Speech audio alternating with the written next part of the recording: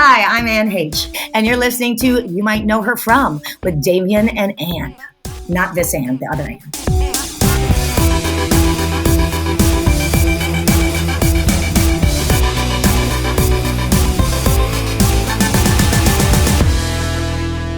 Well, howdy, folks. Welcome to the show. Welcome to another episode of You Might Know Her From with Damian and Anne. I'm Damian. I'm Anne, and I am, let me tell you, leaning into my country roots while I am staying with my family in Missouri. So I've been using a lot of y'alls, a lot of howdy.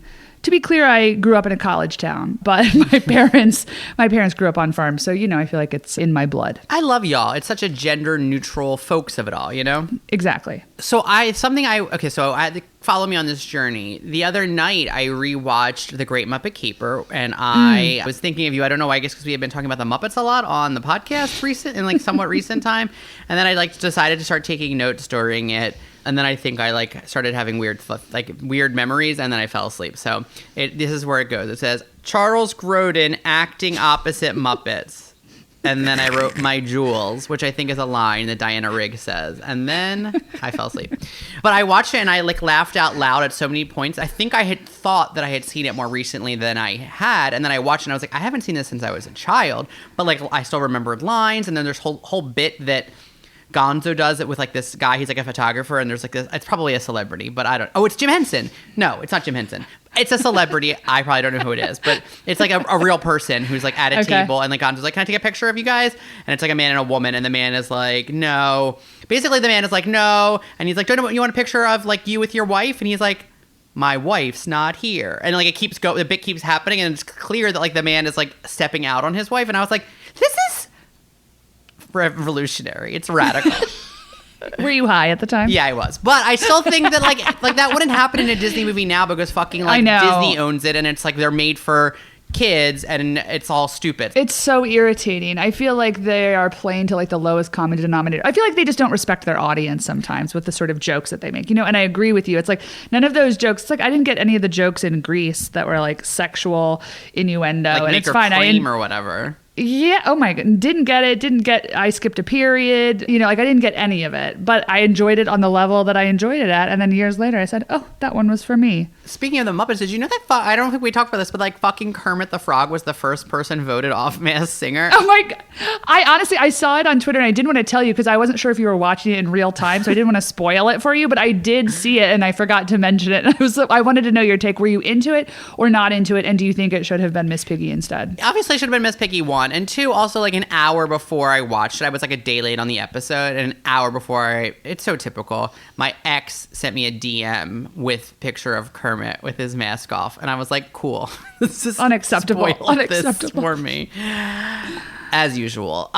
So yeah, I was disappointed. I mean, I was not into Kermit's singing, so I was sort of who is this? Get them off. And then I was like, Kermit, and I was like, well, I'm into the performance art of it all, of a puppeteer pretending they're the puppets in a costume. That's hilarious. But also the idea of a puppeteer inside the costume puppeting, holding their arm up with the fucking amazing stick to be Kermit's head, and then that person gets no shine at all ever. It's fantastic. He's that person is sweating uncontrollably inside that sick suit. It's always how, one of my favorite clips to watch at all times is Patti LaBelle singing the ABCs with the Muppets on Sesame Street.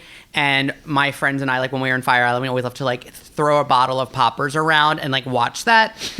And my friend Seth always says that can you just imagine she's singing her heart out and there are people just laying on the floor with their arms up like a puppet's ass, and it's makes me laugh so hard when you think about her just wailing. She sounds so good, and then there's just someone holding Prairie Dawn in the bottom, that bottom right corner.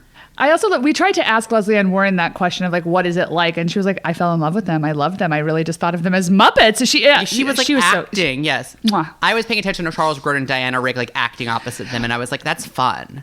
This is what I wanted to tell you. I have, I guess, a complicated relationship with Charles Grodin, and I can't tell you why. I know he's dead, right? He's dead. No, he's alive. I'm pretty sure. What? I'm pretty sure he's alive. No, check it right now. Okay. This is what happens. Anne myself, I don't know why I'm speaking in the third person.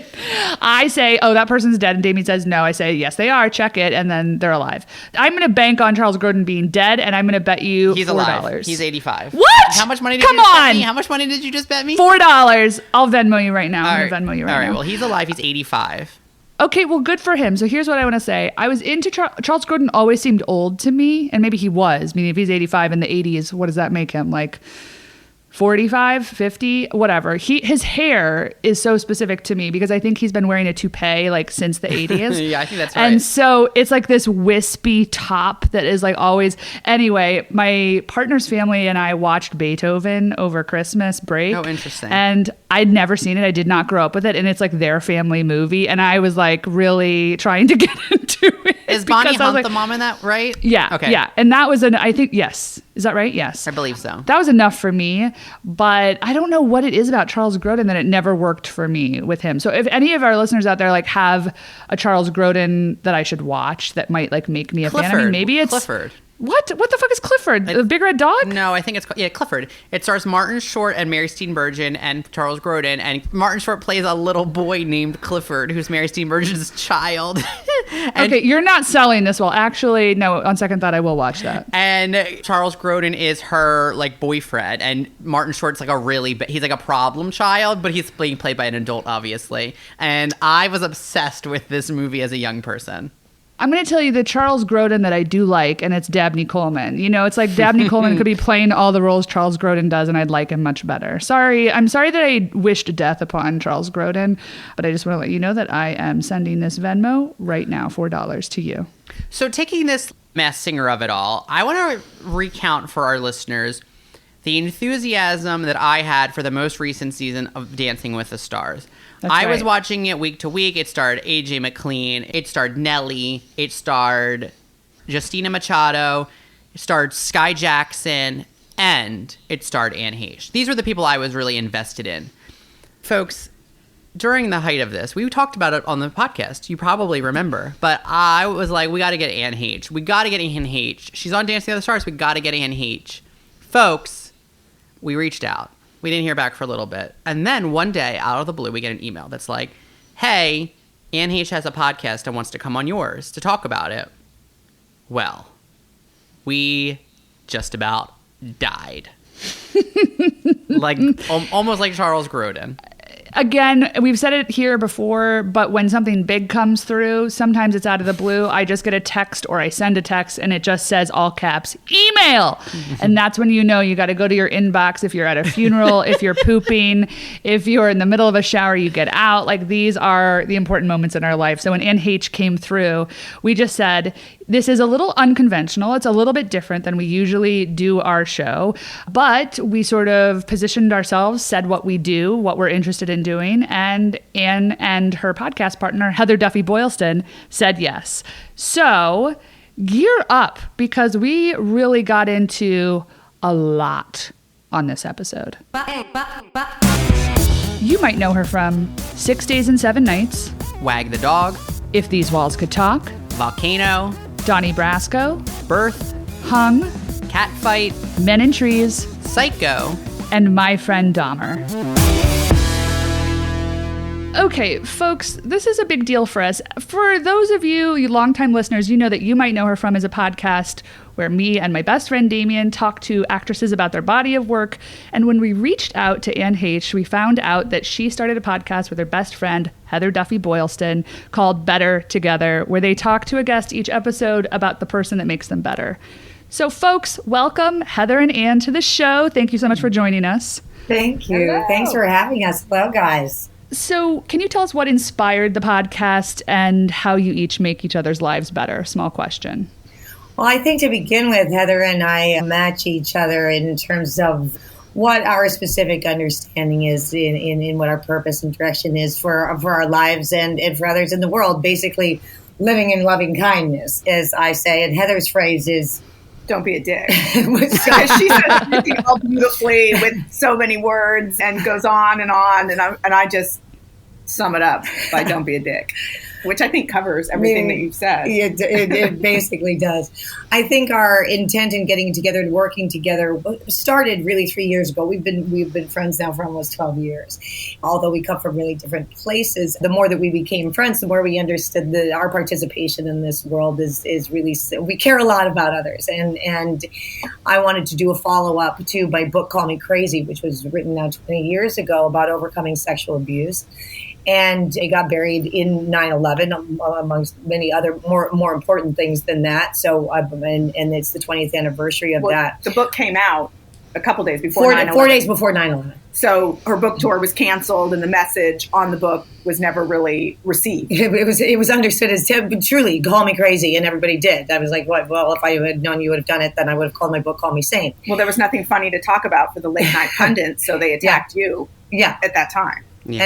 And it stuck, and it really became a mission of mine to understand, well, just truly what I had gone through in my life, what the repercussions were of standing up for love when I took Ellen to the Volcano premiere and then was Blacklisted, and come out with a book about overcoming sexual abuse, and it was buried under the word crazy, which is really a word that just kind of, for me, distinguishes the things that we don't know or understand, so we call them crazy. And wanting to take the last 20 years of my study about why it is that we treat people badly. And as I initially brought it to Heather, I said, why don't I go to stand up to learn how to make tragic stories more digestible? And really that's what we do on Better Together. Our journey, our goal is to join with others' knowledge in the stories that they're telling in an honest and open way in order to help heal each other and find ways to communicate the goodness in our lives and help spread that. I love that. We all need a little bit of sense of community right now. So you were talking a little bit earlier, and you mentioned Dancing with the Stars, which is in recent memory. Honestly, when I heard that you were going to be on the show, I have to say that it wasn't the first natural thing that I would have associated with Anne Heche. And so, well, I would hope not. That would have been boring. Right. It was surprising, but then I was so excited about it. But like, Heather, did you have influence over that? Was that a conversation between the two of you? Were you pushing Anne to do that? What was the dynamic there? Yeah, I mean, it was a couple of things. First of all, it was during COVID, so there were no projects happening. And here was something that was in town that, Anne has always wanted to dance. And it just sounded like fun. And yes, of course, there's, the consideration. What does this look like for this, famous actress to go on this game show, which is ultimately what it is.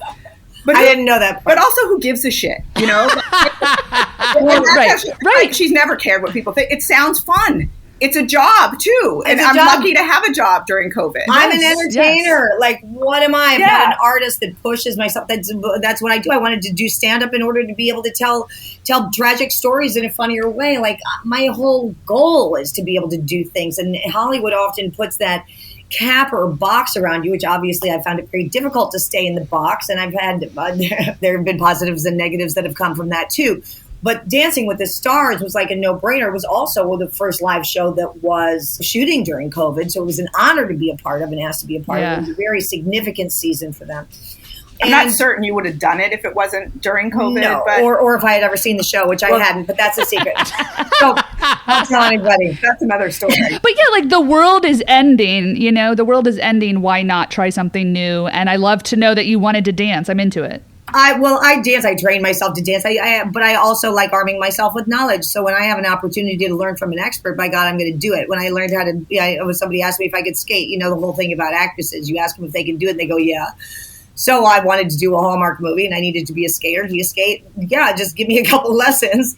I pick up on things fairly quickly, but I like to do that, and I like to push myself. Also, Heather saw it as an opportunity. Now here we are coming up again, wanting to do a follow-up to my book and wanting to do Better Together and really be speaking about what it is to be able to get on the other side of our trauma in a way that's delightful and embracing of others and what they're going through, whether or not we've been through the same exact thing. There's a pool of understanding that we have things that go in that hurt us, and we want to heal that and help heal that. And Heather saw it as an opportunity and worked very closely with the producers too. I mean, I'm sure if you watched it at all, I turned myself inside out and, raised the flag, if you will.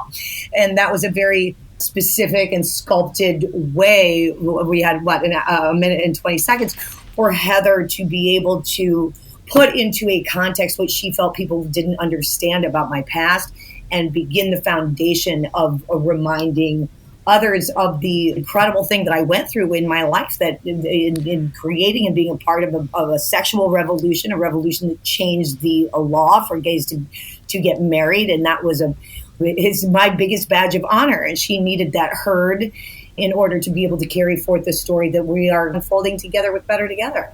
Yeah, I think that the opportunity to revisit that story, at the time it was 2020, and to revisit that with kind of the lens of where we are now. And when you look back at what happened when Anne took Ellen DeGeneres to her movie premiere as her date, before the lights went on, they were escorted out of the premiere so that no photos would be taken of them at the after party. And she was warned beforehand, under no circumstances do you bring her.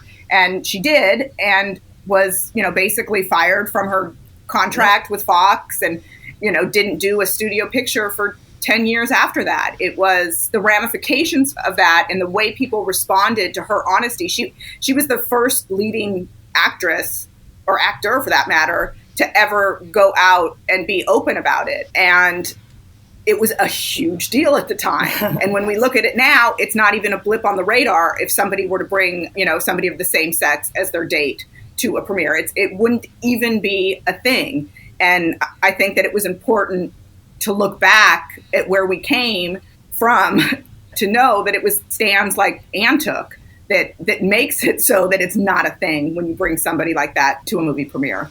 So that was a really important story for me to tell. And a lot of people had never heard that story. They just didn't know it, because it actually, nobody ever circled back and said, oh, wow, we were really fucked up. I think I see it happening a little bit now with Britney Spears. It's a different thing. I mean, her issue was mental health, but people judged her so harshly, and now there's this whole thing of apologizing to Britney. I think that Monica Lewinsky is the same thing. When we looked at Monica Lewinsky in the late 90s, we were like, that little hussy. And now you look at that and go, oh my God, you just...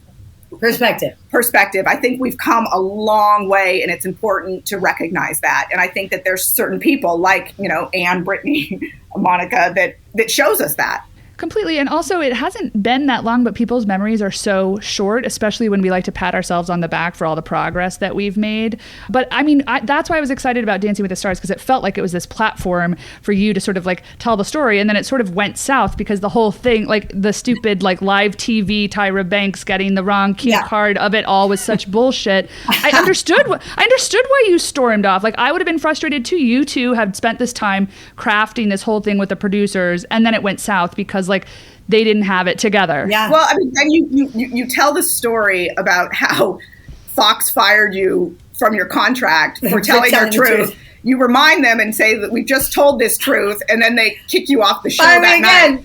It's like, even just from a PR perspective, I'm like, there's no way she's getting voted off tonight, because that would just be so stupid. It would be so obviously the wrong choice to vote me off. And the longer that you're on that, the more, you very quickly realize you're in a game show, and that it is, with whatever the rules and boundaries are, there's some control over it. Let's say that. Totally. I still think it was such the wrong move for the show. It was pretty shocking. I mean, to be honest, if I would have continued, you literally get more money once you pass before dances. Okay, so now I've come a long way. I'm ready to talk about what happened to me because of that choice that was made 20 years ago, and it was quite shocking to be standing there in front of millions. Like, wow, I just did this again in front of millions of people. It's the biggest platform I've ever had to speak my truth, not in a victim's way, but in a way that said I understood what was going on, and I've taken 20 years of my life to study it and come up with a practice to help people not treat people badly. And then here I am standing here in this ridiculous sequin costume where I just basically stood up for the truth and said it again. I mean, it was like, could this be? It was such a high. Actually really happening again? It was such a high from like... It wasn't a $10 million contract like my first Fox one was, but... It was supposed to be a great night because it felt so great to get the story out there, and it was like the night to be, and then that twist was like, It's, well, maybe we haven't come as far as we think. I was just going to say that. one of the things that's really important in looking back at your story is that was also at a time where you were either gay or you were straight. There was nothing, that's right, nothing in between. And so you were heavily criticized when after Ellen, you started dating a man. Right. So we didn't have the understanding we have now of the depth of people. And, you know, I mean, just from a pure optics point, I totally hear what you're saying regarding like our lexicon has shifted in the last 20 years. We have, you know, even if we're talking within the context of labels, we have pansexual and we have fluidity, and people are talking about their sexuality in lots of different ways. But you know, as little gay kids, as little queer kids, Damian and I, we talked about this, meaning the optics of having you on the red carpet with Ellen was so huge. Like I was closeted for like into my 20s, you know what I mean? But like you, and I know that you don't identify as a lesbian, but there's a part of me that, you know, doesn't want or need to claim you, but like you were important to us in that way, just visually. That means a lot. And I mean, I really think that was the basis of it, because when you don't get to see it, I mean, it was groundbreaking. Right. It was groundbreaking. But is there a part of you that feels a relationship to like the LGBTQ community? Do you feel a part of it? Do you feel like part of it historically?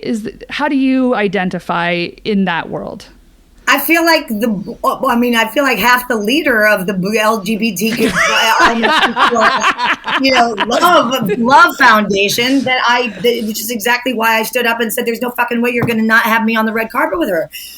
So to answer your question, it is my greatest badge of honor. It was the most difficult thing I had ever done, the most difficult challenge I had ever been given, what I call, and I say from the universe, to stand up for what it is I believe in. And I started articulating that when I was 14 years old, and my brother died, and it was in 83, and my father died of AIDS and was one of the first men diagnosed, and AIDS was named the gay disease on the New York Times the next morning. And for 9 years, they told us we would have to live with an understanding of we probably had AIDS and we could probably give it to somebody else. We did our research. We know your upbringing, the story of your father's life. And one of the things Damian and I were talking about was, I wonder if Anne has read Fun Home. Have you read Fun Home by Alison Bechdel? I know what Fun Home is. Please tell me. I just think that the story might resonate with you. It is the story of like, she's a lesbian cartoonist. She created Dykes to Watch Out For. So she's like in the lesbian canon, but she wrote this really stunning graphic novel about her father. She grew up in a funeral home. That's why it's called Fun Home. Wow. But her father was closeted and lived sort of a private life. And it's about her growing into her like own self and her lesbianism and coming to terms with her father's secrecy. Wow. And they live in the suburbs. Anyway, the story resonated. And then Damian and I were like, is Anne into musicals? They turned it into a musical. Maybe she can star as Middle Allison. We had a whole I turned everything movement with it. I turned Chicago PD into a musical. I get so I'm like, whenever things get a little too serious, I'm like, gotta dance, turning, you know, who is the suicide victim and that just got shot in the head 9 times, and oh my God, when somebody's going to jail and I just killed the mayor. But, you know, I just turned it into, you know, the Anne Fun Dance. So, of course, and Heather's writing it down and looking. I love graphic novels, by the way, and I'm so happy that you have turned us onto one. It's like a great book, period. It's really beautiful. It's a really beautiful story. So, yeah, you need to read it, and then we can book club it, because it's great. Oh, fantastic. I love it.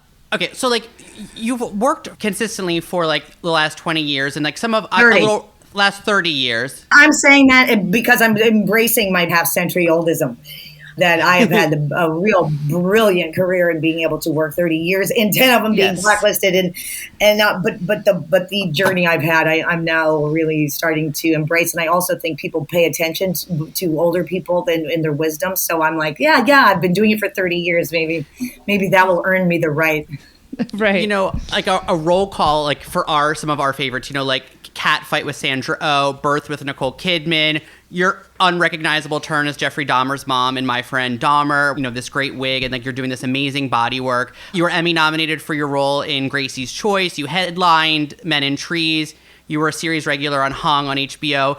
Let's say of the last 25, 30 years, what is a film or a role that you're most proud of, that you feel like didn't get enough shine or enough people didn't see it, like that you would tell our listeners, like, this is a role that I'm really proud of that you should rent or stream or buy or whatever? Well, first of all, thank you for listing some of my, I like when people have seen some of my more obscure, if you will, roles. But I can say without a doubt that the movie I have out right now called The Vanished is and was my most complicated role, because I am playing two stories at the same time with an exact truth looked at from either point of view, whether it's looking from the outsider's perspective in at the story that I'm doing, or if you look at it from my perspective, you're going to see two, and Thomas Jane's, the couple in the movie, if you see it from their point of view, it's got one movie. If you see it from the outside point of view, it's a completely different one.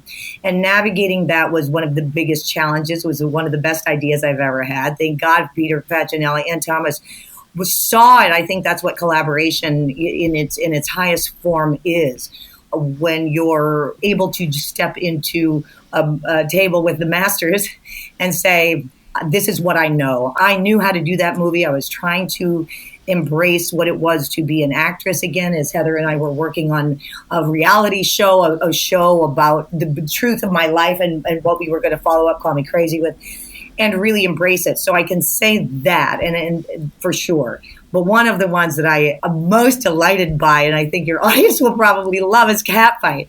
Sandra Oh and I had, hands down, first of all, we did that movie for nothing. We paid to do that movie. I think that movie was shot for under $250,000. Owner to Kelby, called the Turkish Woody Allen. He's such a wit and so tremendously odd. And that suits me very well in storytelling. But to have that ballsy confrontation between two women who are hiding who they are in some way or another, and their manipulation and overpowering of each other through three different extraordinary, insane fights.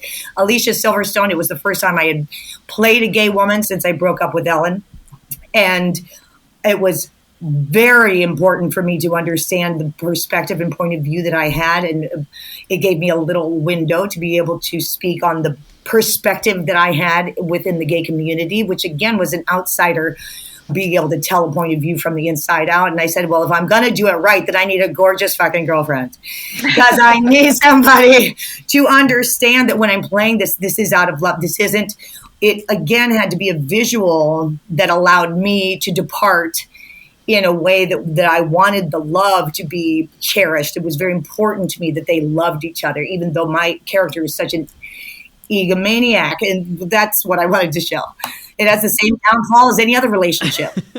I'm obsessed with this movie. I have to be honest that I actually watched it like 7 months ago, as research for another actress we had on the show, Amy Hill, who has like a small role in it. Yes, so Amy. Funny. I love Amy. Love Amy Hill. So I was like, Damian, this movie is incredible. I don't know why anybody, like everyone should be talking about it. The fight scenes are outrageous. You guys are both so good. But did you sustain injuries? Did you do fight choreo leading up to this? God. Because it is the bloodiest, most violent, hilarious, dark comedy I've seen in ages. Thank you. That's Owner. He's just so over the top, which was part of the commitment. And I think for Sandra and me, well, we had to agree psychologically on what it was we were doing. I mean, the level of hatred in the world and the disease of the cultural of judgment, basically, and how absolutely absurd it is. And that's really, I said to, Owner really wanted to do a war movie, right? But he couldn't get the $50 million that Scorsese could get. So he wrote it with a pencil and we shot it for under $250,000. And he put the war perspective, into these two female characters, right? And they war and they fight, and guess what they do? They go right back and do it again. And that system of our cultural war, sending our children to war to brutally and brutalize each other by stripping them of their identities, that allows them to go and think that if they hold this M16, then they have the right to blow somebody else's head off. You're like, when did that become something that's okay? I think those movies are the ones that, of course, I'm very passionate about, but speak the most to me, that give us the fervor to say, God damn it, we're so lucky we get a chance to be able to tell this kind of story. And Sandra and I both felt very fortunate to be able to have an opportunity to work with each other and do that. Highly recommend. And we're going to switch gears a little bit because we're excited to talk to you about your acting career in the theater, because you got your start working in maybe dinner theater, but made your Broadway debut in 2002 as a replacement Catherine in the David Auburn play Proof. Mm-hmm. You sold a lot of tickets and received a good notice in the Times, and then you returned in 2004 to play Lily Garland in 20th Century opposite Alec Baldwin, which of course earned you a Tony nomination. So you were already an established film and TV actress. Obviously, you had undergone this intense media scrutiny, but why did you decide to tackle Broadway at that point in your career? Because it was the only job I got offered.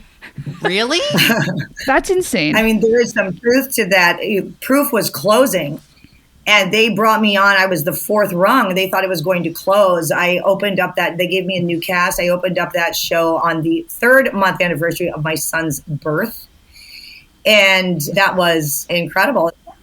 The thing about Proof is that it's about a proof, okay? Proof. And she's a scientist, and the show is a 4-character show, all trying to prove that she's crazy for saying, because her father dies, and they're all trying to say it was the father's proof and not yours. You're crazy, basically. You're crazy, and we're going to prove that you're crazy. And you're a hermit, and you live out here, and obviously you took your father's proof, and you pretended it's yours, right? Well, of course, by the end of the play, I'm no spoilers here, well, of course, she's not crazy, and she wrote the proof, right? That's what they, in all of their searching, come to prove. Well, this was the story of my life. I was like, hi, I know this one. Everybody's calling me crazy. I know exactly what the truth is. And yet all of these balls are in the air trying to prove how crazy I am. And the commitment and dedication, hopefully, is going to land people on the other side, the same as Catherine got, where try to prove me wrong. This is what's going on in our society. We are in a society of abuse. It doesn't matter what scale that it is on for you. Shit has happened to our children that shouldn't be happening. And I'm here to expose that in the best way I can by telling my own story about it so that other people can feel like they can get on the other side of theirs. That's all there is to my life. That's my proof. Listen, if we tell the truth, maybe we can live in love. That would be the sum of my equation, I think. Well, we talked about proof when we had Alec Baldwin on our show a couple of weeks ago, and he was talking about your beautiful apartment that they put you up in. Oh, yeah. They thought I was only going to be there for a minute, so they put me up at the Ritz-Carlton on 57th. Well, then all of a sudden I started selling out. Jennifer Jason Leigh was selling out 350 seats, and the theater was 960. And I'm like, let's sell out. Like, what's the big deal? Again, my innocence. They're like, you can't sell. What are you talking about? It's summertime. I'm like, put a calendar on my wall. Let's see what happens. We started selling out so fast. God bless Ben Brantley. Apparently, I got a good review that said I changed the play. Well, what I did was I didn't change the play. What I did was tell the truth, which when you're given a part sometimes, I knew how other girls would play it because playing crazy is a lot of fun to people. But when you are being told you're crazy and you're not, then you have the chips in your hand. Like, ooh. She was holding the secret, and that was the key to the play that made it a different way of telling that story. And then 9 months later, we became the longest running drama to date at that time. You know, that we broke those records, and I'm actually looking at the poster in your office right now. Oh, James just delivered that to me from our storage.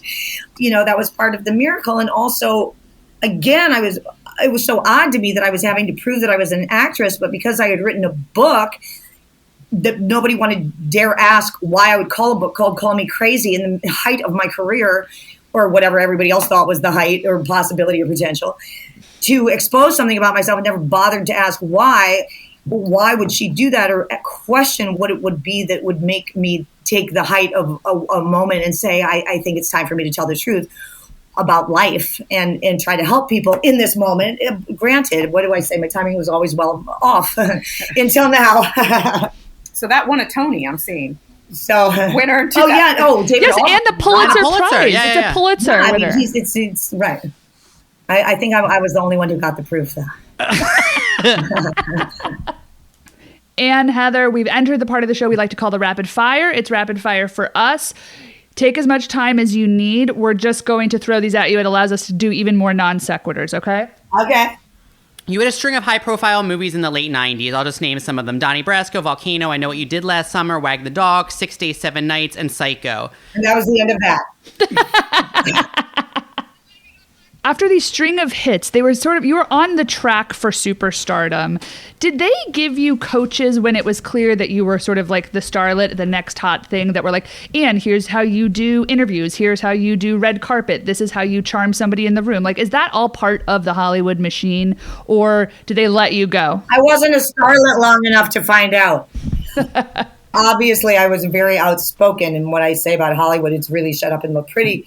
But at that moment, when partly because I didn't know it, if I had been trained in any way, my agents used to say I was like a wild animal set free on Los Angeles when I came to Hollywood.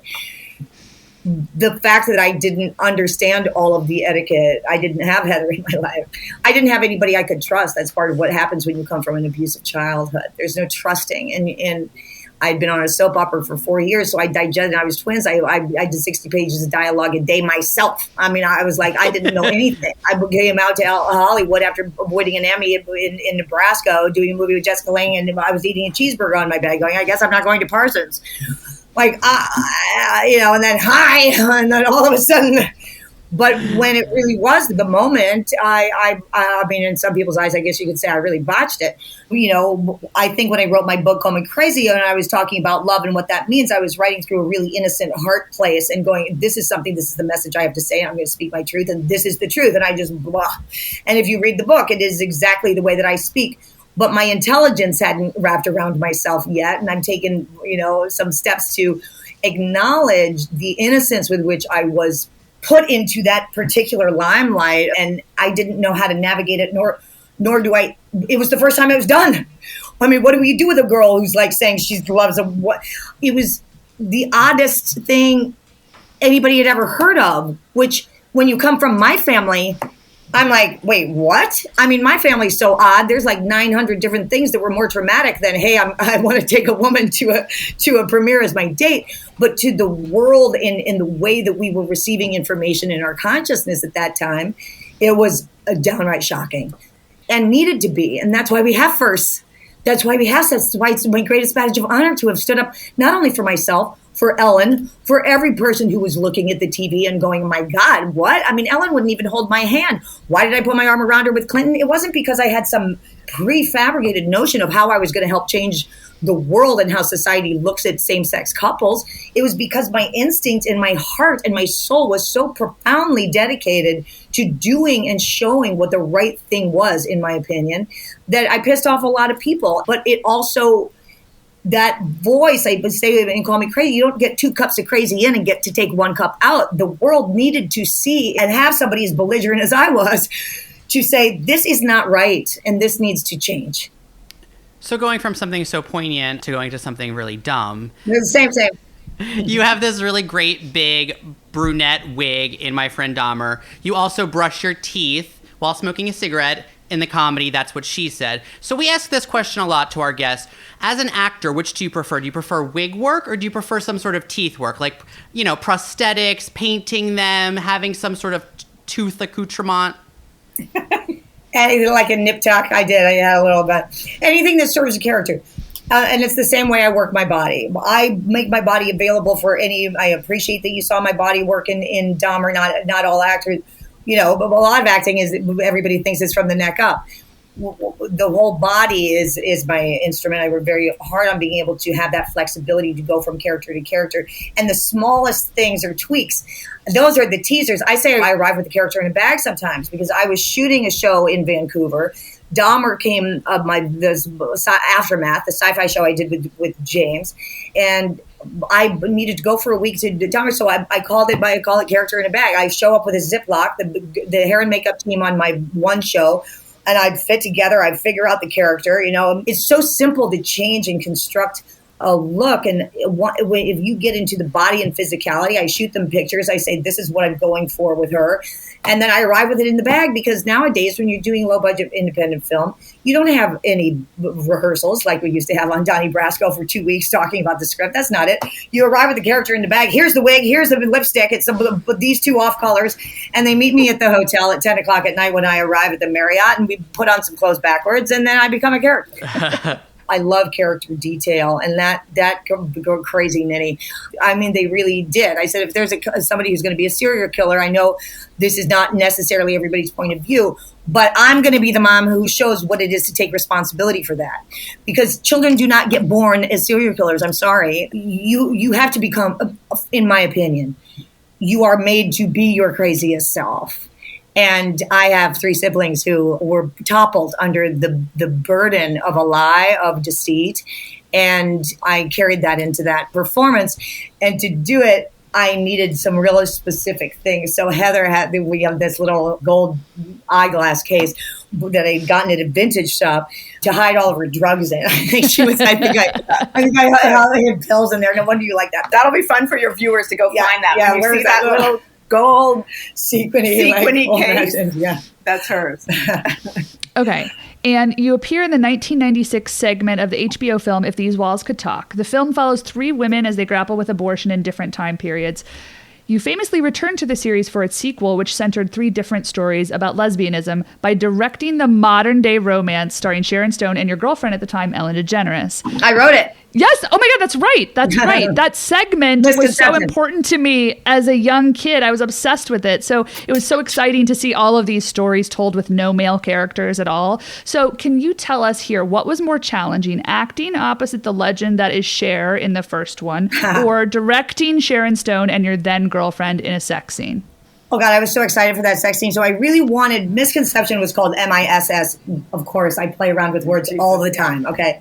So I wanted to do a comedy about 2 women trying to have a baby. Now, again, remember, we were not legal, okay? I wanted to make it a comedy, first of all, and just a beautiful relationship, like a relationship plus. I wanted people to be able to watch a lesbian relationship and like drool over it a little bit. And I thought that would, along with the humor of the piece, ease the transition that we were all speaking out about in Washington, saying, we need the right to marry. We need the right to have children and not have people judge us and all.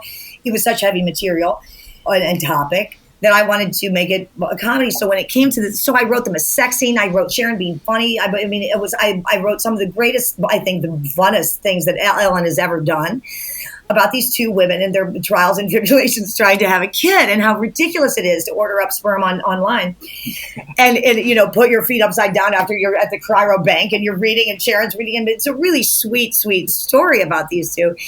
But I also didn't want to shy away from sex. And I will say it right here. I had the most beautiful sex of my life when I met Ellen. She was like, this might be a little awkward. I'm like, really? More awkward than any other sex night of anybody's life? Like, ooh, that private part is really, that one I don't get, but this one I do. Like, no, who gets what? Don't worry about me. I said, don't worry about me. 3.5 years later, she didn't worry about me. But it was very important to have a love scene, and it was very important to me that they both go for it. So I got them drunk.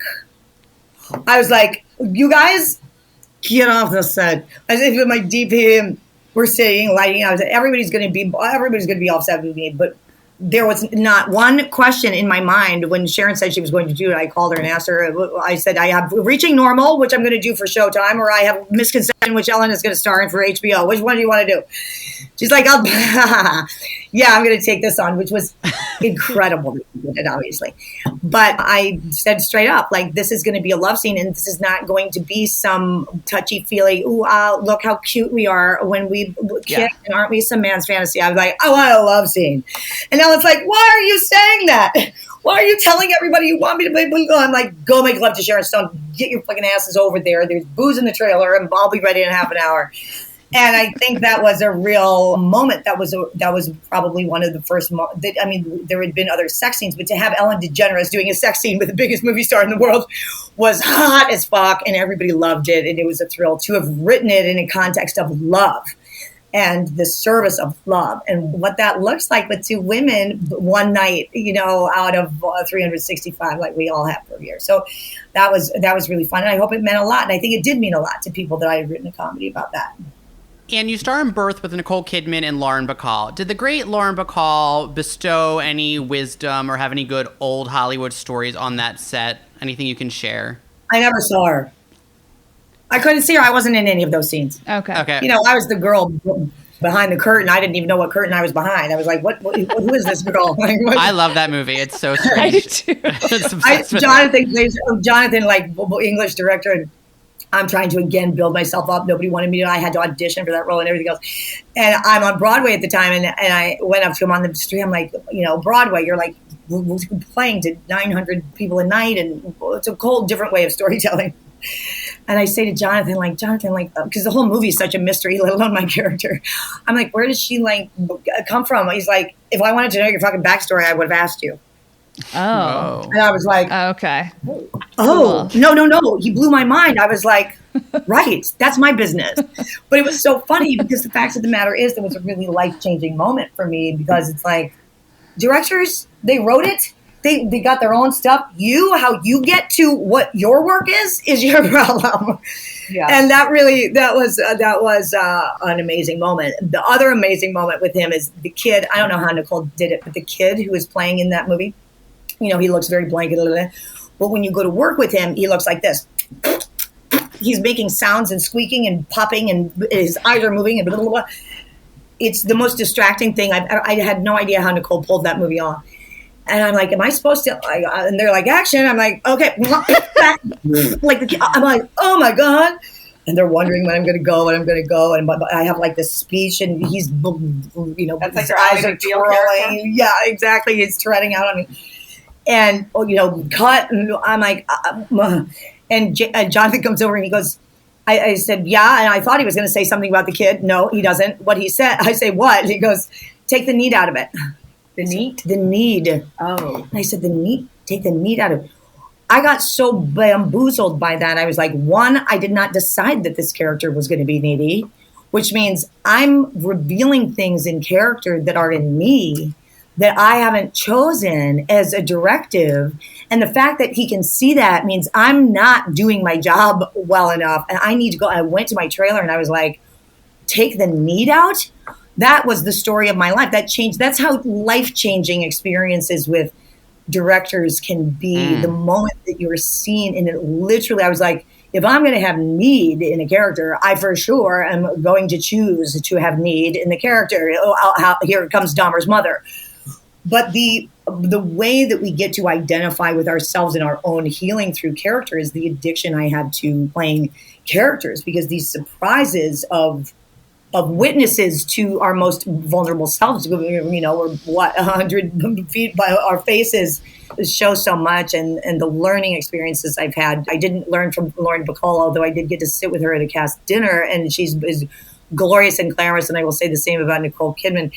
Just two really extraordinarily regal women. Okay, Anne, last question. You played the Janet Leigh role of Marion Crane in Gus Van Sant's 1998 shot-for-shot remake of Psycho. So each scene was mimicked down to the tilt of your head or direction of your eyes. So how nervous were you to take on the role, and how tedious was it to be on set, watch the original scene, and then go right into shooting it? It wasn't intimidating because I had never seen the movie. Well, I never knew anybody, so then Psycho, I'm like, yeah, I'll go meet Gus Van Sant. Okay. And I was getting a little bit more savvy, but, I put in Psycho. I didn't realize that, you guys, you can just lay it down on the table. Like, this chick is stupid. Like, what the fuck? Like, I didn't know a lot. Okay. And so the hype around it, I wasn't aware of. And when I asked Gus, like, why would you do this movie? He's meeting at the Chateau Marmont, and I walk in. I'm like, okay, Psycho. I watched it the night before, like it's a horror movie. But he's like, who are you? And it was his college, thesis, and he always wanted to do it. And of course, he didn't get to remake it in Hollywood. They always asked him what he wanted to do, and he said that, and they were like, no, until of course Good Will Hunting. And they're like, what do you want to do? He's like, the same thing I wanted to do last week. I still want to do Psycho. So it was an extraordinary learning experience for me, too, because I got to learn about Hitchcock. And that's one of the fun things about diving in, and became, of course, I like little challenges, a real challenge. Like Vince and I, that was our second movie together, I think. And first of all, I thought Vince was extraordinary. But the concept being you're in the same body and physicality. And of course, it's in color. But it's the interior that has changed of these people. So I, of course, pitched that instead of her being with a man in the opening scene, she would be with a woman, of which Gus and I were both like thrown out of the Universal offices, like, yes, out of here with you and your gay rights. Go move it. But then Julianne Moore kind of took on some of that quality. But it was a blast. What we did was a shot. He would have every single scene up on the chalkboard billboard, basically, And it became the challenge, like, oh, well, I'm going to step out of the car on the same foot Janet Leigh did. But, just really trying to embody what Gus was trying to do, which was an homage to his favorite filmmaker. And just it tickled me to do it. It was the hardest thing was to keep my eye open. That was the biggest, thing after she's killed.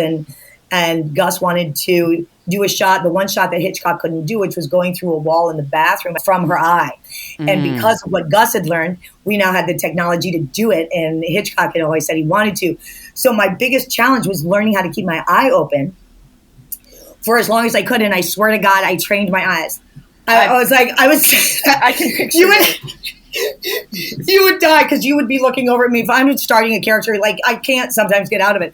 But yes, if I was doing that now, I would be doing it while I was talking to you just to make sure that I could, if something happened to crash on the stage. But we did it, and that was a huge celebration. I have to say, knowing how you work, that would be a challenge for you because, for example, when we did. I always say when we did. It's always the two of us. When we did Dancing with the Stars, when she was on Dancing with the Stars, she wouldn't watch, she had to do a foxtrot, let's say. I'm like, let's watch past seasons of them doing the foxtrot so you can get a sense of how they do it. And she's like, no, I'm not going to copy somebody else's foxtrot. I'm going to do my own foxtrot, That's right. And so, do I say it like that? So, no. But so then how were you able to work in that way that you were literally copying her? Well, I train differently for different things, but it's true. I'm like a sponge, so I don't want to be, when I did 20th Century, I don't want to be Carol Lombard. Otherwise, you're watching a mimic, and I'm really good at that. So when I say to directors, like, make sure that when you tell me something that you want to see, because it literally, I'll get told, and then I become it, especially when I'm in that open space of performing. But I also like strict rules around the characters that I'm doing. And so my specificity with Janet was figuring out how to become that body that was so tight. She's so tight. Yeah. And be able to function within that world with a different kind of spirit. It was a blast. And then I watched it after. I had not seen it, so it was fun to see you do it. And honestly, the scene of you in the car driving with the eyes, it's so good. I was surprised. I was very into it. Oh, thank you. And he did that again for Gus's specificity and his art form. Yes, now we could have taken the car and driven on a street and put it on a tow and had a real background. But that's not how Hitchcock shot it. He shot it in a studio with these scenes going by in the back. So Gus did shot the same exact way too. And so the study of her eyes was really important. It became the most important part about her because of that one shot. So we really focused on, and that's fun to find different ways to communicate character, especially when it's such an isolated thing. Is you got to move your eyes are what are telling the story, and that's fun to do. Anne Heche, Heather Duffy Boylston, this has been a total thrill for us. Thank you so much for joining us on the show. Oh, such a pleasure. You guys are terrific. Thank you so much.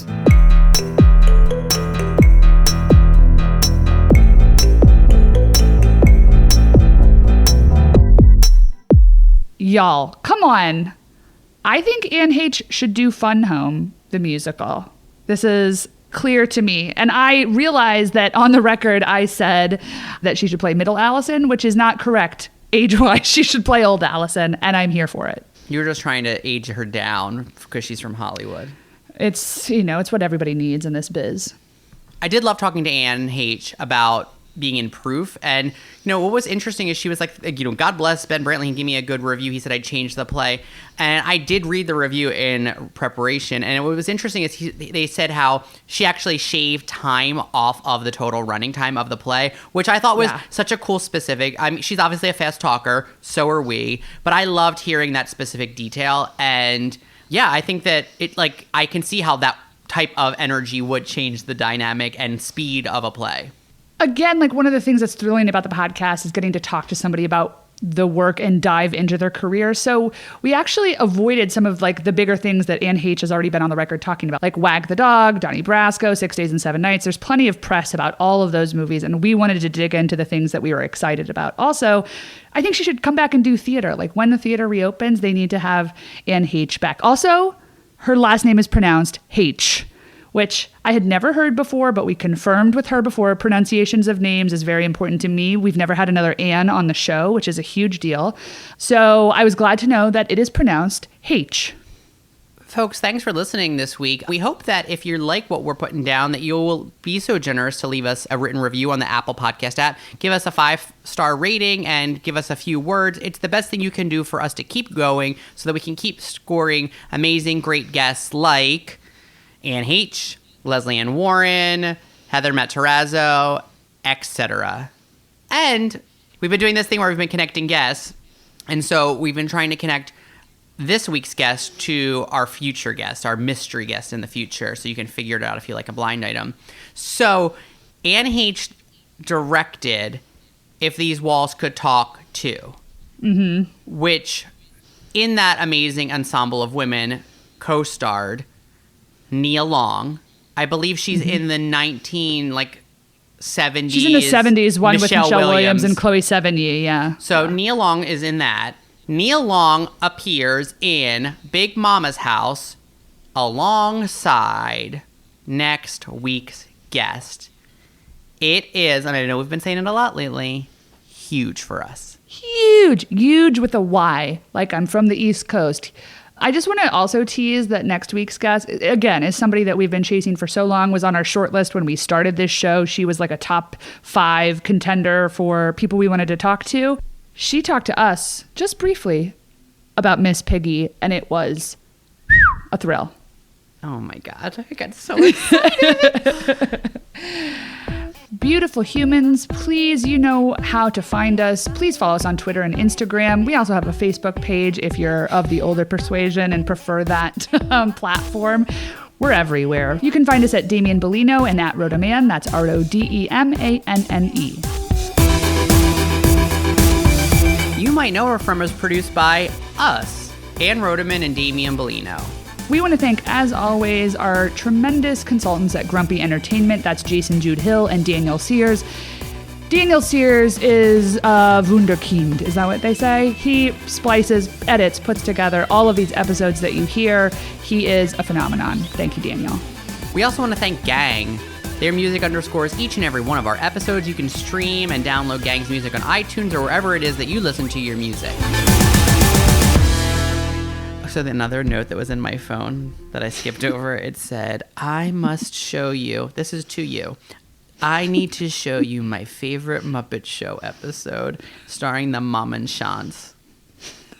Do you know who that is? Do you know that episode? Is he the big, like, monstery looking one? No. The Mom and Shans is like a theater troupe. They're like a German. Oh. They're a German, I think German, like a theater troupe that were the guest on the Muppet Show one episode. And I, again, was watching this now. It was one of my favorite episodes as a kid. And I watched it and I was like, this is what made me love the theater. I think of Mum and Sean's like I think of like Mannheim Steamroller. I don't know why I conflate them in my head. As Kermit describes them in his opening monologue, they sort of do a mixture of like theater and dance mixed with like puppeteering. I'm going to really make you watch it. Bring out the poppers.